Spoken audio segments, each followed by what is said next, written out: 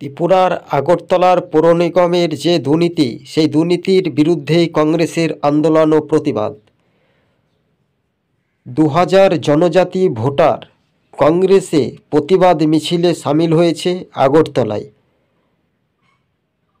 বিজেপির বিরুদ্ধেই কংগ্রেসের লড়াই একেবারে রীতিমতো তুঙ্গে। তাও আবার জনজাতি ভোটাররা 2000-এরও বেশি মানুষজন কংগ্রেসের মিছিলে এসে প্রতিবাদ করে সামিল হয়েছেন। আপনারা দেখছেন দিনের টিভি। সর্বশেষ আপনাদেরকে খবরের আপডেট দিতে থাকি।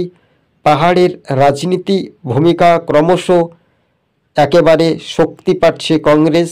বিজেপি বা মোথার ভোটাররা কংগ্রেসের প্রতিবাদ মিছিলে। ডেঙ্গু মশামাছি যে প্রতিনিয়ত বাড়ছে, আর এই শাসকের বিরুদ্ধে গর্জে উঠছেন বিভিন্ন কাজের দাবি দেওয়া নিয়ে কংগ্রেসের আগরতলায়।